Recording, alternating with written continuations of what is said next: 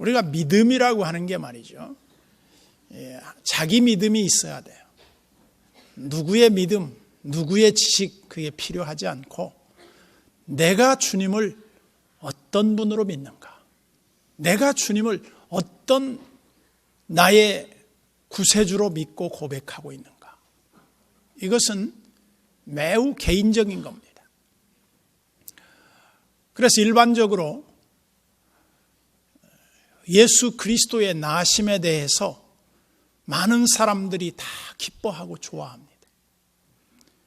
그렇지만 진정으로 예수 그리스도의 나심을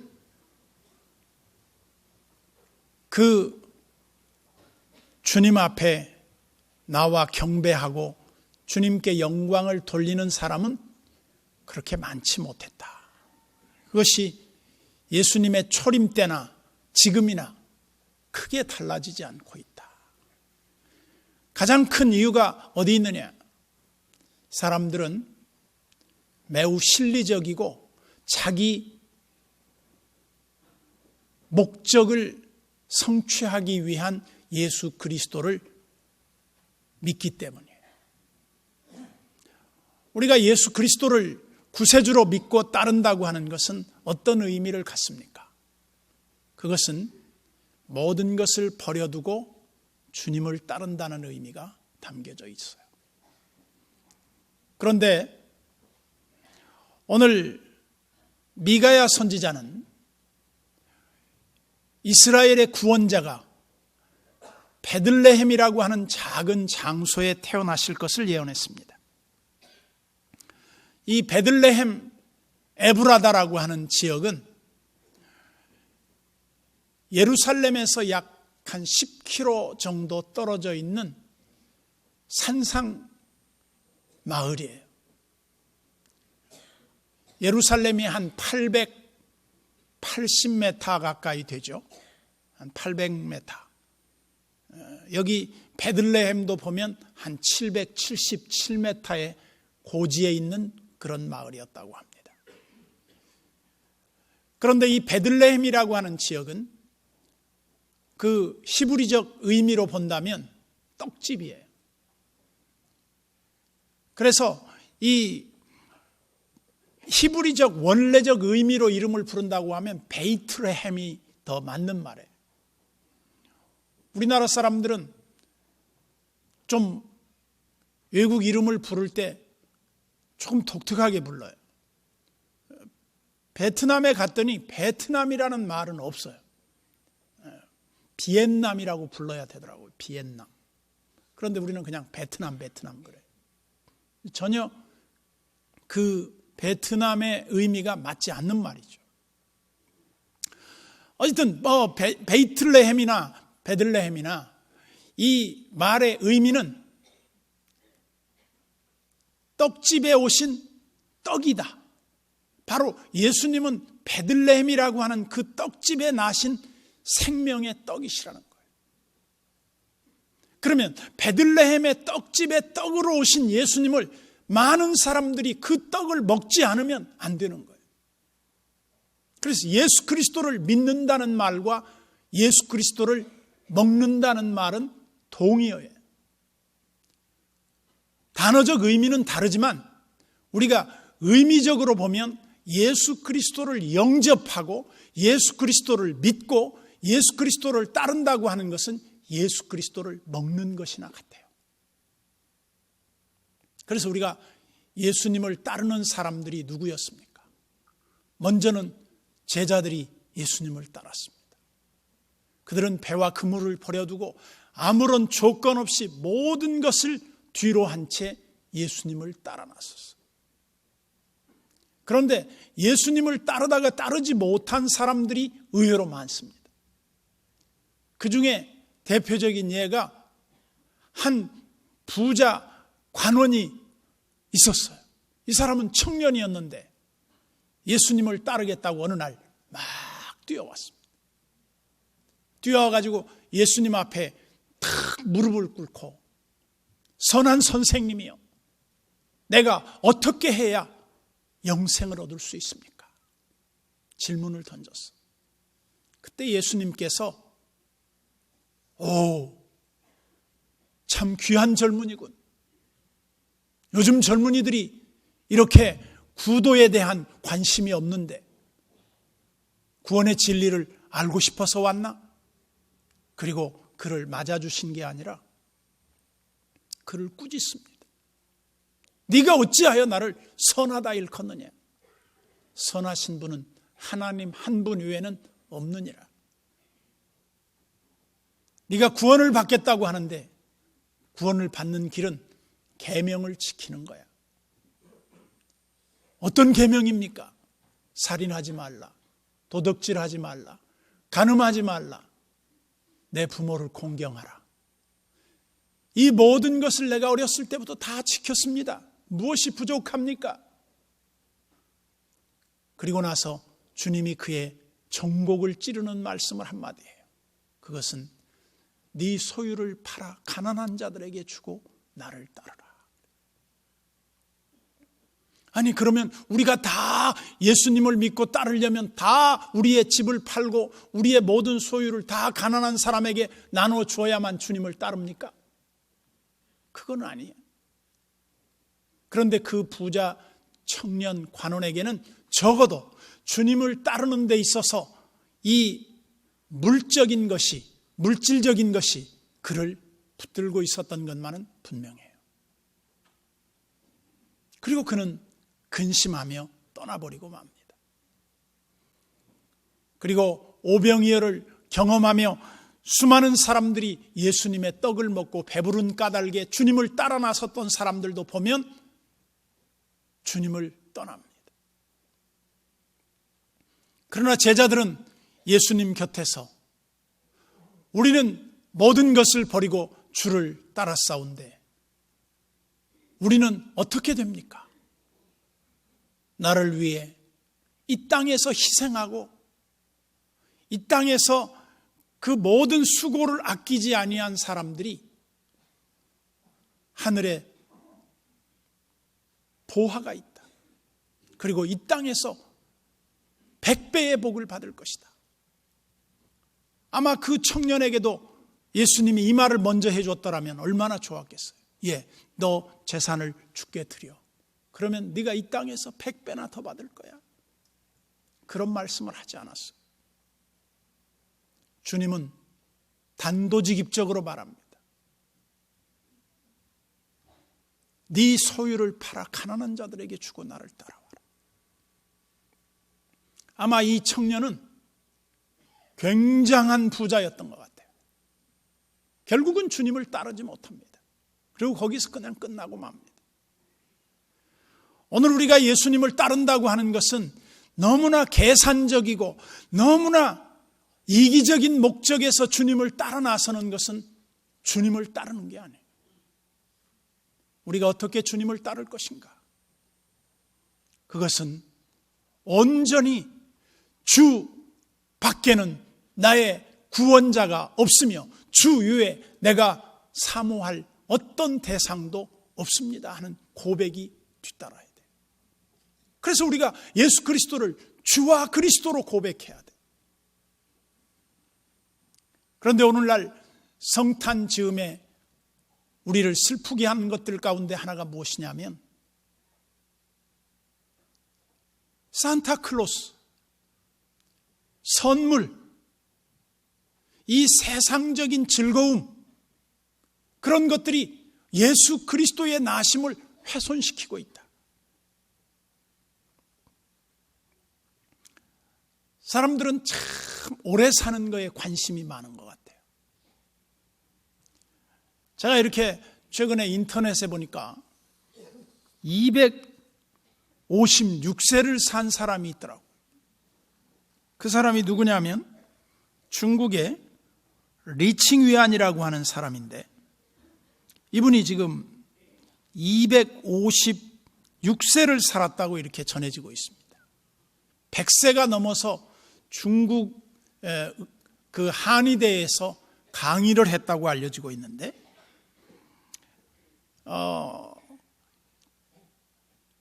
최고의 그 세계 장수 기록을 보니까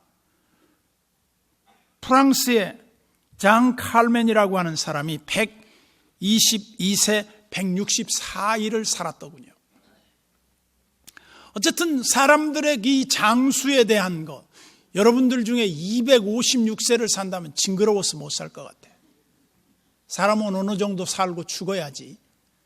너무 또 이렇게 막 로봇같이 다 모든 그 부품을 갈아 끼워가지고 사람인지 로봇인지 모르게 이제 될 시대도 우리에게 올지도 모르겠다는 생각이 들어요. 애를 하도 안 나니까 그냥 고쳐 쓰는 것 같기도 하는 그런 느낌이 드는데, 우리가 정말 조심해야 돼요.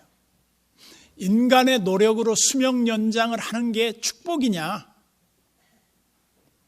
삶에 정말 하나님의 은총을 누리는 것이 축복이냐, 그렇게 물었을 때 저는 다분히 주님의 은총을 누리고 사는 것이 축복이다. 얼마나 장수에 관심이 많았는지 이 사람은 보니까 장생불로 비결을 밝혔는데, 장수 비결의 3가지는, 첫 번째로는 채식을 주로 하라. 두 번째는 마음의 평온을 깨뜨리지 마라.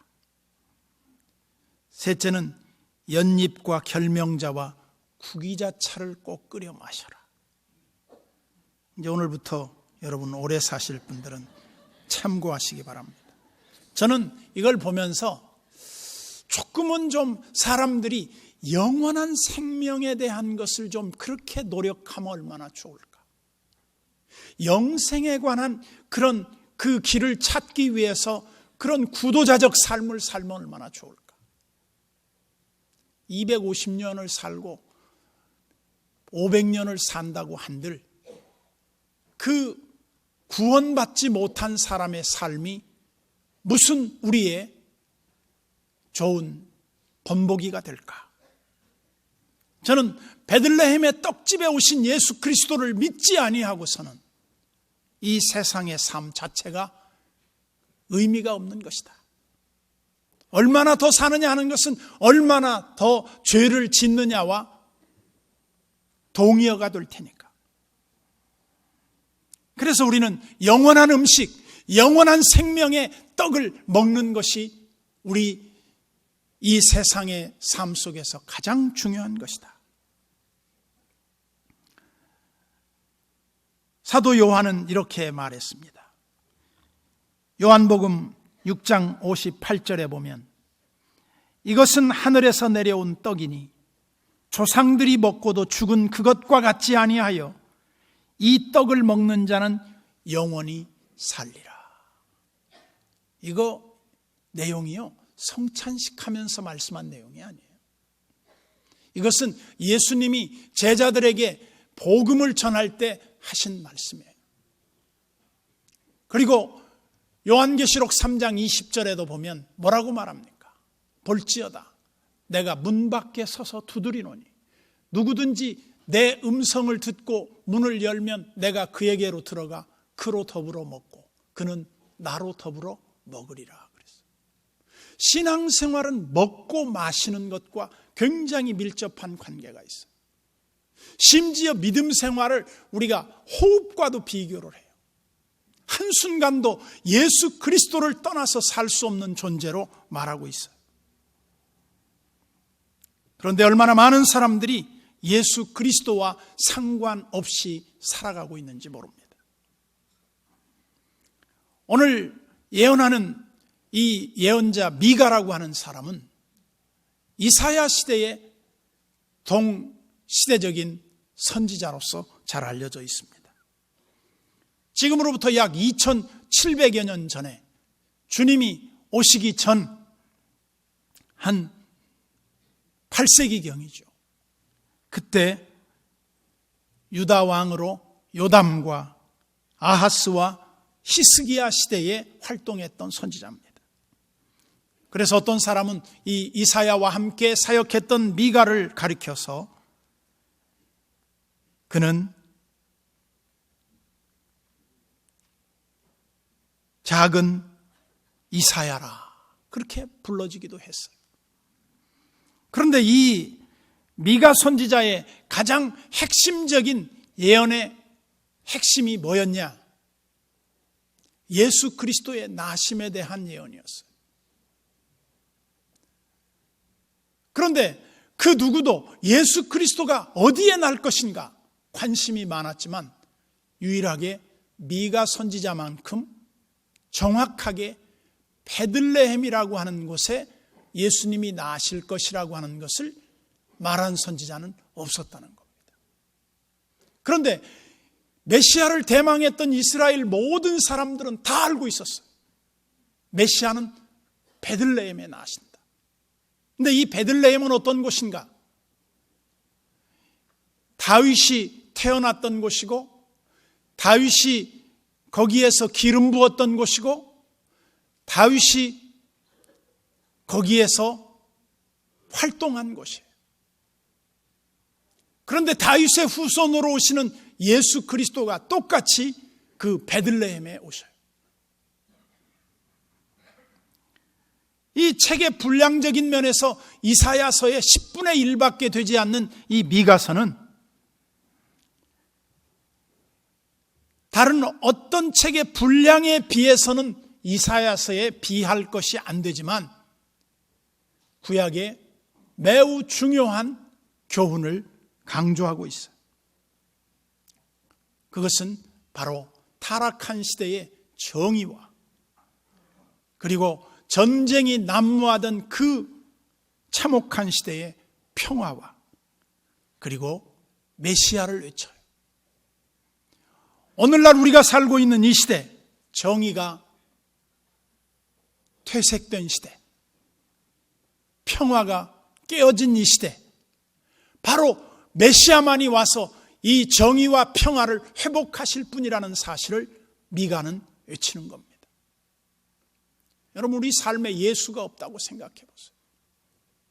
우리는 삶을 지탱할 수 있는 여력이 없습니다. 우리 모든 그리스도인들은 예수 그리스도의 그 공급하시는 힘이 없이는 결코 생존이 불가능합니다. 헤로드 왕은 예수님의 나심을 매우 분노했습니다. 난 여러분들 중에서도 예수님의 나심을 분노하든지 아니면 가서 경배하든지 둘 중에 하나일 뿐이지 그 중간쯤 머무르는 곳은 없다고 봐요. 그리스도가 어디서 나겠느냐? 헤롯은 자기도 경배하겠다고 하는 그런 핑계를 삼아 예수 그리스도의 나시는 곳을 물었습니다. 그래서 동방 박사들에게 물어요. 베들레헴입니다. 그래서 베들레헴의 2살 이하의 어린아이들을 다 죽여버립니다. 그래서 라마의 통곡 소리가 들렸다고 그랬어요. 얼마나 기가 막힌 일입니까? 이미 이때 예수님은 천사가 가르쳐 주시기를 헤롯이 죽이려고 한다. 여러분, 이걸 요한계시록에 보면 아이가 하나 낳았는데 뱀이 계속해서 물을 품어서 그 아이를 떠내려 보내려고 했다는 거예요. 예수 그리스도를 싫어해. 사탄과 모든 이 세상의 구조는 예수 그리스도를 거부해요. 그럼에도 불구하고 예수님은 자기를 찾는 자들에게 찾아진 바 되시며 자기를 경배하는 자들에게 친히 구주가 되셔서 영원히 목마르지 않고 영원히 굶주리지 않는 생명의 떡으로 우리의 구원자가 되셔서 우리와 함께 계신다는 거예요. 우리가 잘 아는 대로는 예수 그 이름의 의미가 죄에서 자기 백성을 구원할 자이며 또한 동시에 예수 그리스도는 우리와 함께 계시는 임마누엘의 하나님이라는 겁니다. 이 세상을 어떻게 살면 행복할까요? 1930년대 세계 문학계의 별과 같은 존재로 영국이 낳은 서머셋 모음은 어렸을 때 보면 그는 신앙생활을 잘했습니다. 근데 그가 젊어서 소설로 대성공을 거둡니다. 그러면서 그때 사람들이 얻고 싶었던 모든 것을 그는 한 몸에 다 얻었어. 세계적인 부호였습니다. 그리고 모든 사람들의 인기를 독점하다시피 했습니다. 그리고 명예를 얻습니다. 그리고 그는 세계의 모든 사람들로부터 사랑과 관심의 대상이 됐습니다.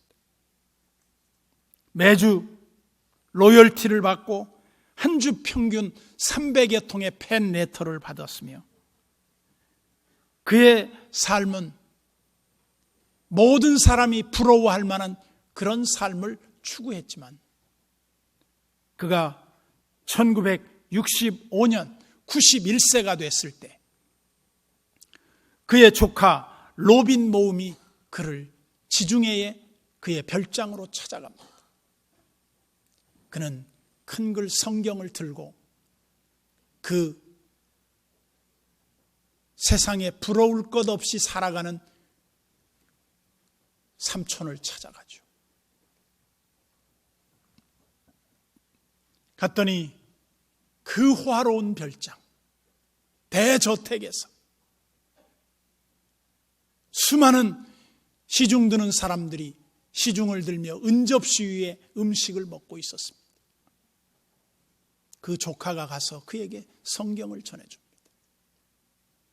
그리고 그는 남부러울 것이 없는 그보다 더 이 세상에 누릴 수 있는 모든 것을 누리는 사람은 없어 보일 만큼 잘 나가던 그에게 성경을 주었더니 그가 성경을 읽기 시작해. 그리고 소파에 기대서 성경을 읽는데 그 조카를 불러서 이렇게 말했습니다.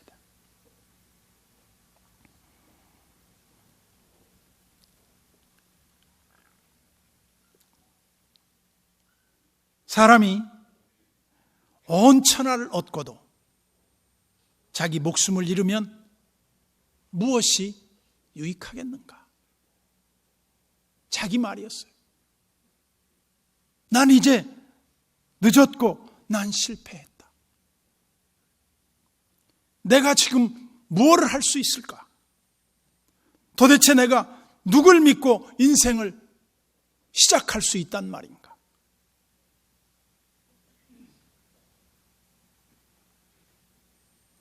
예수 그리스도의 그 구원의 은혜를 저버린 사람들의 공통된 고백입니다. 세상을 헛사는 거예요. 저는 여러분들이 베들레헴 작은 마을에 초라하게 오신 초림의 예수 그리스도를 가장 높이고 경배하는 그런 삶을 산다면 결코 후회할 일이 없을 것이다.